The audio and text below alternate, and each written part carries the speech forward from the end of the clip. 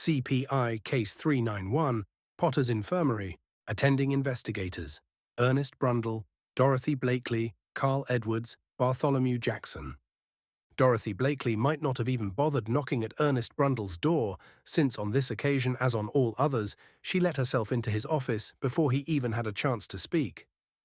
"This sounds like it could be an interesting one," she said excitedly, waving several pieces of paper in front of her.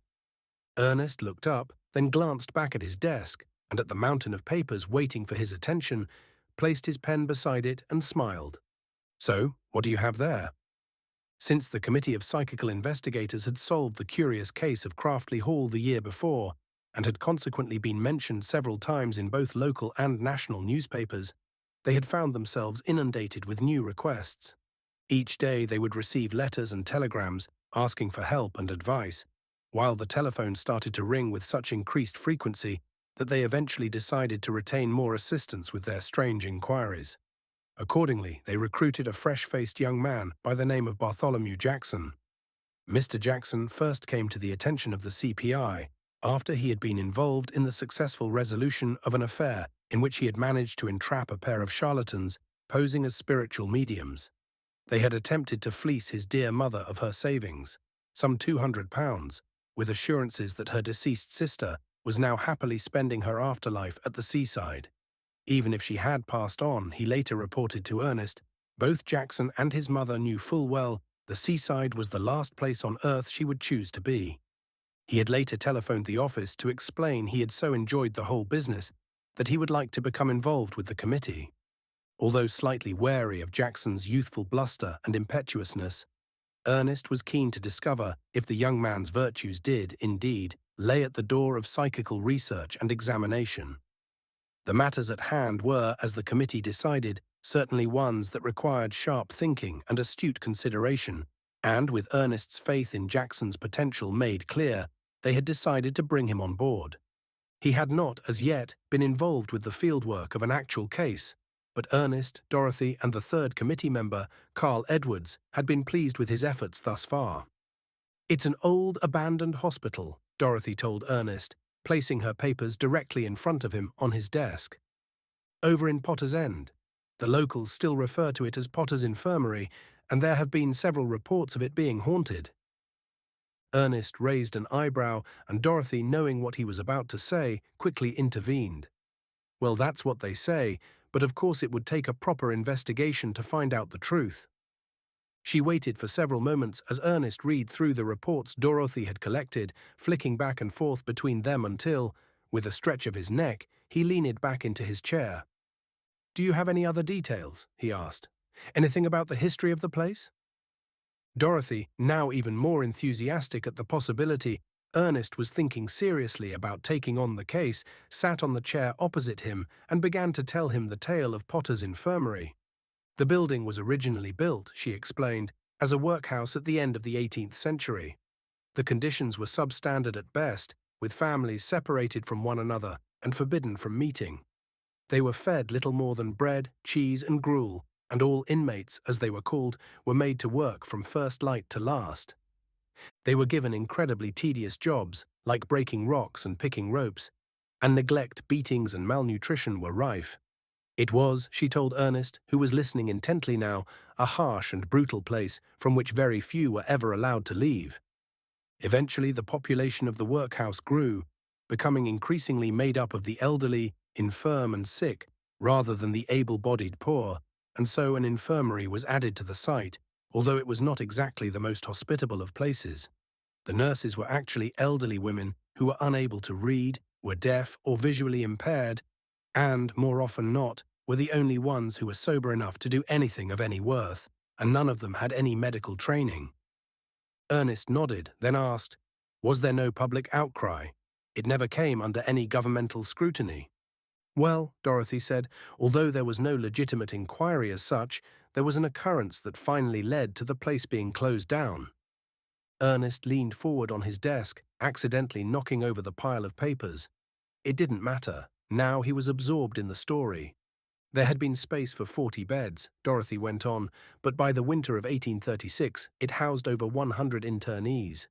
There would be 2 adults sharing a bed, while up to 6 children at a time were forced to share others. It had been dreadful, just dreadful, she said. Apparently getting wind of an impending visit from building inspectors of some kind, they found and introduced a vagrant who was suffering from typhus. "I don't think I like where this is going," Ernest said. "Well, no," Dorothy agreed. "I don't think you will.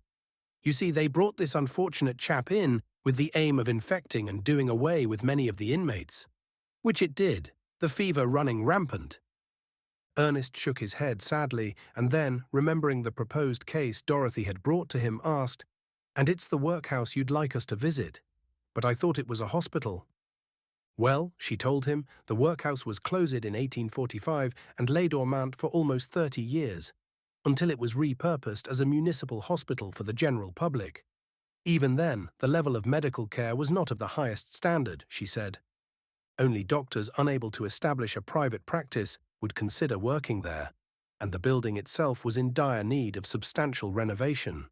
And so, as a much better built-for-purpose hospital was constructed just a few miles away, the workhouse building was finally closed in 1895 and left to go derelict. Ernest leaned back again, thinking about all he had heard, and then asked what it was about the place that had so excited Dorothy. "The reports," she said, standing and pointing at the papers she had placed on his desk. Ernest had almost forgotten about them, such was his concentration on the tale Dorothy had told him. Ernest apologized and read through the reports again. They told of mysterious figures seen in the grounds, strange noises heard within, doors banging when the whole place seemed empty, and eerie and echoing noises. It seemed that a number of medical appliances, old iron beds and wheelchairs and so on, had been left behind when the hospital closed, and they had apparently been moved not only between rooms, but also from the ground floor to the first. There was, he surmised from the notes before him, a general feeling of unease and uncanniness about the whole place. "Who are the people who made these reports?" he asked Dorothy when he had finished reading through them. "Although it's really in no fit state," she replied. "There have still been some poor souls with nowhere better to sleep for the night, having to make do with trying to find shelter there. Once the first 2 or 3 supposed incidents occurred, it drew further interest from the locals, who talked amongst themselves, of course, and well, you can imagine how these things can be embellished. It was one of the locals, a Mrs. Nebby, who has just recently made contact with us. And you think it would be worth our time to pay a visit to this... He paused, looking back at the reports. "Yes, this Potter's Infirmary." I do," Dorothy nodded eagerly. "Young Mr. Jackson has just this minute been talking to Mrs. Nebby again, and he seems most persuaded that it's a place we should, as he put it, go and have a jolly good squiz at." Ernest briefly considered the proposal, checked the large leather-bound ledger on his desk, and then agreed, saying, "Perhaps this would be a good time to bring Mr. Jackson along with us. We have a spare few days at the end of the week, so let's have him give her a ring back and see how she's fixed." Dorothy did indeed pass on the message to Bartholomew, and, as October 30th came around, the 2 of them, along with Ernest, arrived in the village of Potter's End, a quiet parish set comfortably amongst open fields and countryside, with nearby woods scattered to the west and north. They found Mrs. Nebby waiting patiently for them as they pulled their Morris Oxford onto the driveway of the abandoned hospital. A middle-aged woman with sharp features, Mrs. Nebby showed them inside through the broken main entrance doors that creaked on their hinges, and together they spoke for a short time in the hallway. They were momentarily startled by a black cat that came rushing from somewhere nearby, its eyes wide, hackles raised, cascading along the entrance hall and disappearing through the doors as quickly as it could manage. Although it was clear Mrs. Nebby was as reluctant to be in the building with them as was the fleeing feline, she did stay long enough to answer a few of the committee's questions, assuring them that, as far as she and anyone else she knew was concerned, there was no one who would have been responsible for the disturbances and other strange happenings. "Might I just ask," Ernest began as Mrs. Nebby was preparing to leave, the late afternoon sun bright but now low in the sky, "what is the story behind the sign at the end of the driveway?" "Oh," Mrs. Nebby replied, "that's who now owns the land. It's a company that wants to convert these old buildings into some kind of laboratory or such, as I understand. More fool them, that's what I say. You'd have to be tuppence short of a shilling to want to spend any more time here than you'd have to." Realizing what she had said, her face turning slightly pink, as she started to turn towards the doors, she added, "Not you, of course. I didn't mean you." With that, she was gone, leaving Ernest, Dorothy, and Bartholomew standing in the darkening hallway. "She's a bit of a turkey, wouldn't you say?" Bartholomew asked, smiling. Ernest didn't find him at all amusing. "Now, Mr. Jackson," he said, "there's no need for that. We don't resort to that sort of thing when we're discussing our patrons, or really at any time whatsoever. As I believe I've mentioned more than once, we should aspire to be as polite, professional, and respectful as we can, at all times, wherever we are, and whatever we encounter." "Yes, Mr. Brundle," Bartholomew replied, looking slightly ashamed of himself. "Of course, Mr. Brundle." "Right. Well, let's start having a bit of a look around, shall we?" Ernest said, after an uncomfortable silence. He was not usually a reproachful man, but he had high hopes that Bartholomew might make a worthy addition to the team, and wanted him to understand what it took to become a full-fledged member of the CPI. They decided to split up, to each investigate a different area of the hospital. It was a large construction, with banks of tatty two-story buildings surrounding a central courtyard that looked to contain only puddles of rainwater, autumn leaves, and cracked paving, with a pile of sacks and rags in one corner. Dorothy agreed to have a look around the upstairs. Bartholomew was sent to the old administration building at its south side while Ernest walked through the downstairs rooms and corridors. Now the sun had almost set, the building was sunken into murky light and deepening shadow. They each had a torch, but Ernest was loath to turn his on unless he absolutely had to.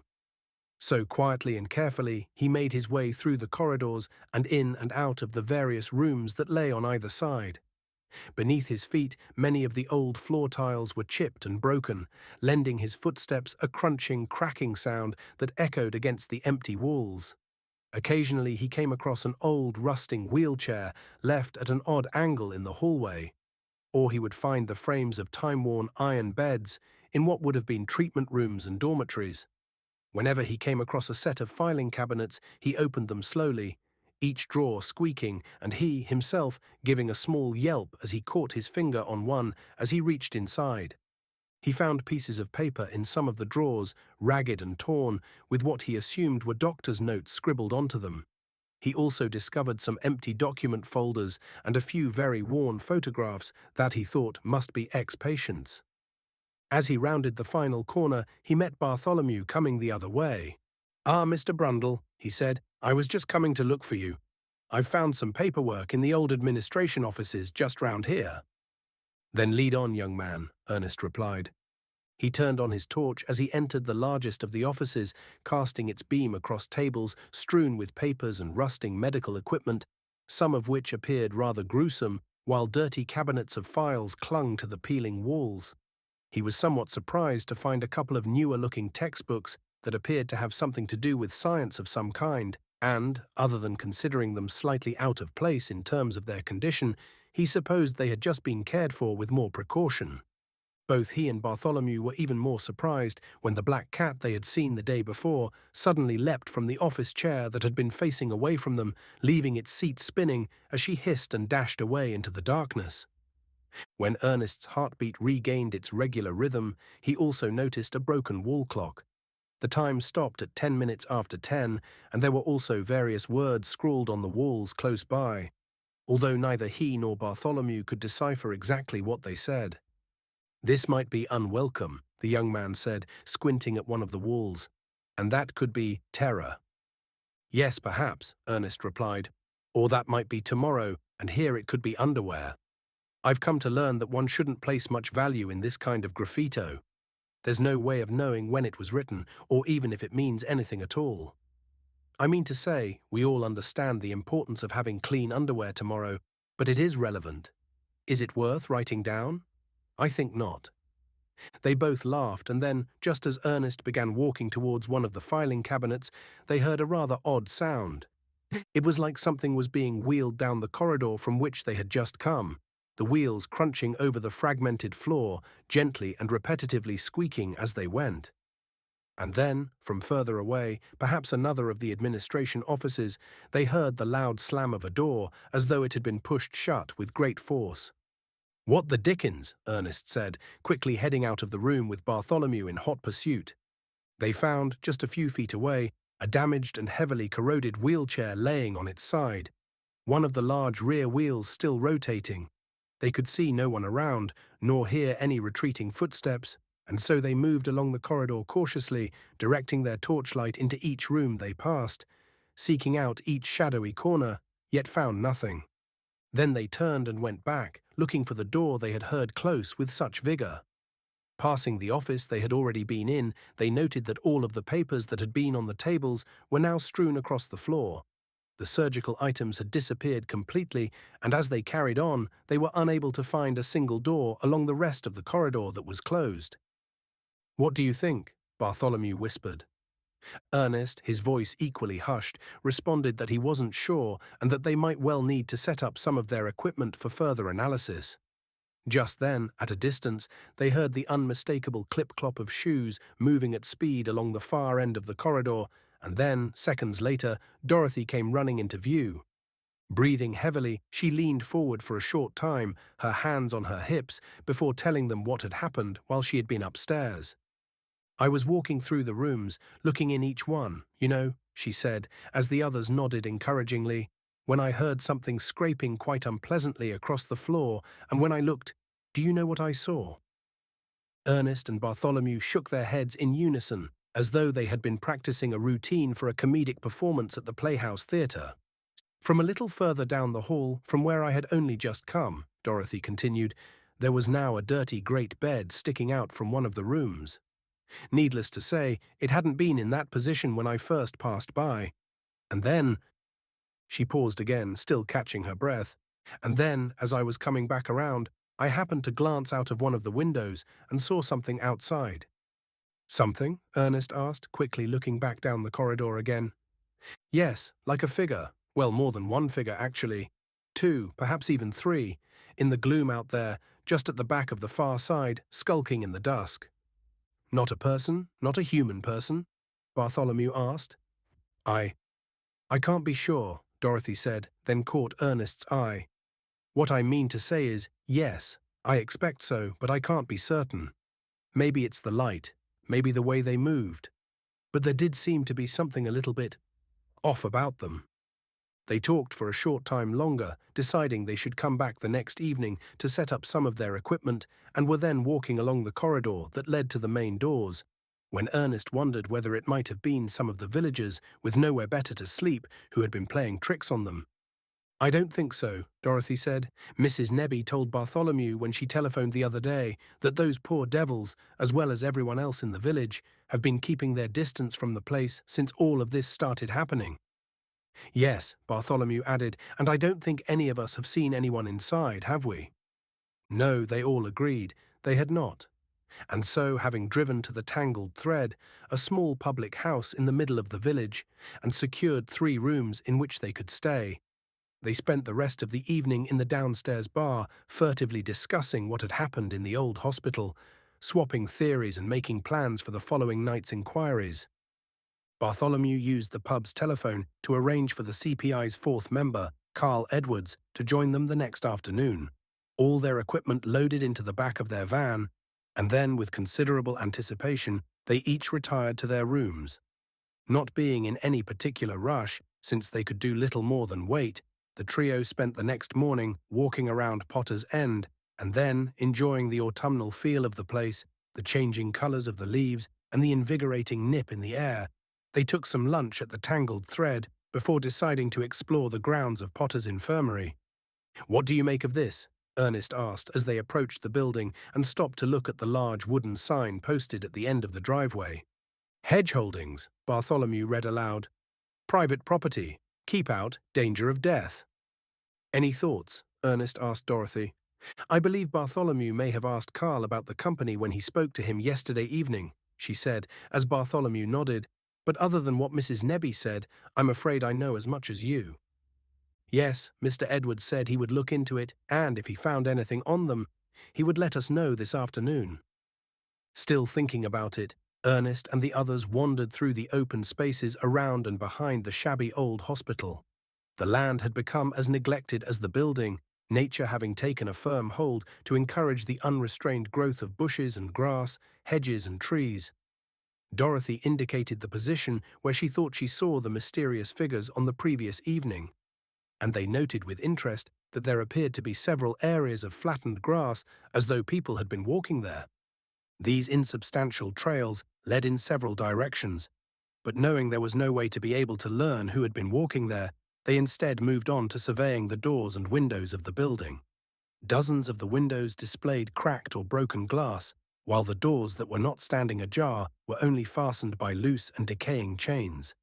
They found nothing to bring them to any real conclusion, either one way or the other, and so, after Dorothy had sent Bartholomew back to the pub for a flask of hot tea, the trio sat on the crumbling wall that circled the infirmary's grounds and, despite the ever-chillier air, watched the glorious burning spectacle of the orange sunset. Carl Edwards arrived with the van of equipment soon afterwards, and they all went inside the building, now smothered within the gloaming, decided where they would place their tools, and then got to work setting everything up.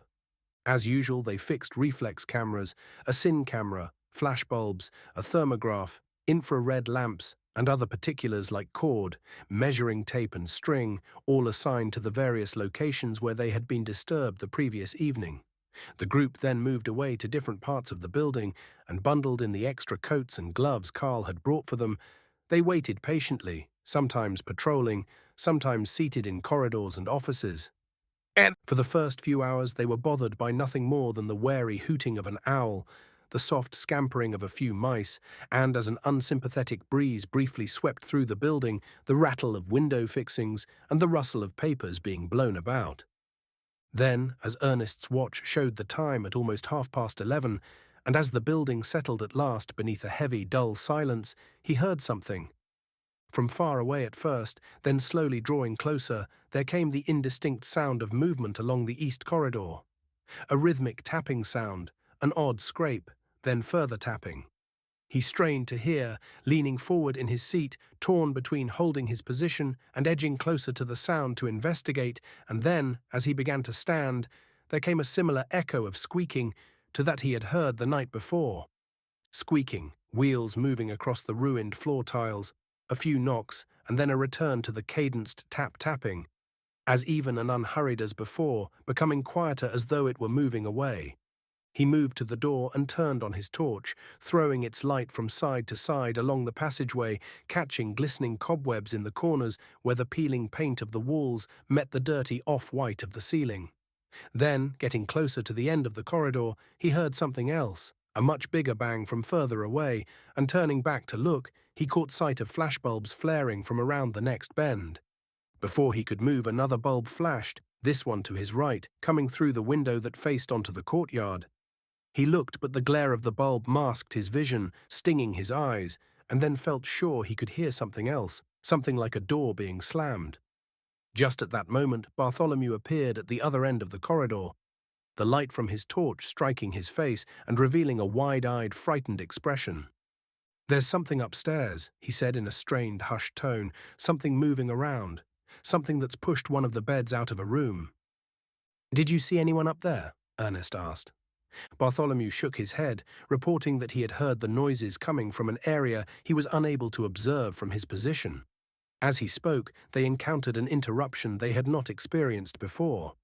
From somewhere that seemed a fair distance away, perhaps even outside, came a long, anguished howl, high-pitched and unnerving, that crept through the empty passages and seemed to hang in the dusty air.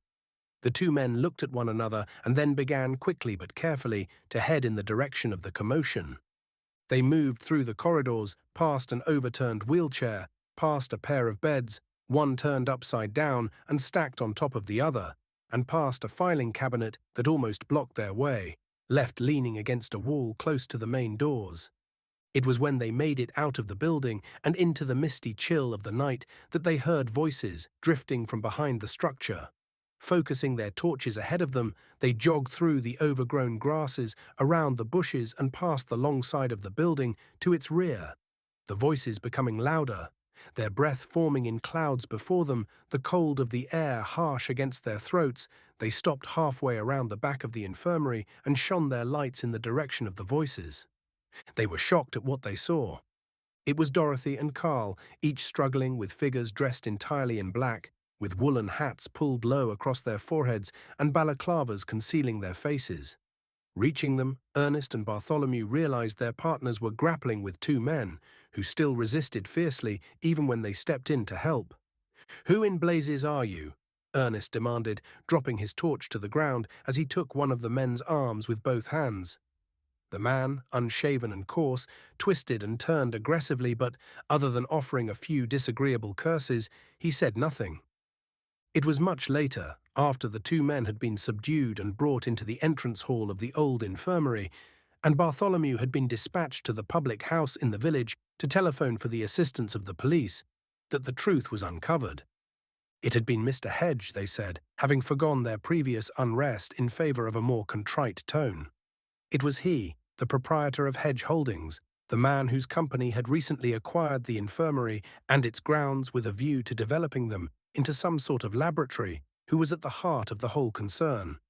He had grown tired of what the men referred to as worthless vagrants finding shelter in the building, and of other inquisitive locals wandering around, wanting to see what an old workhouse was like, and needed to find a way to make certain he could be free of them for good.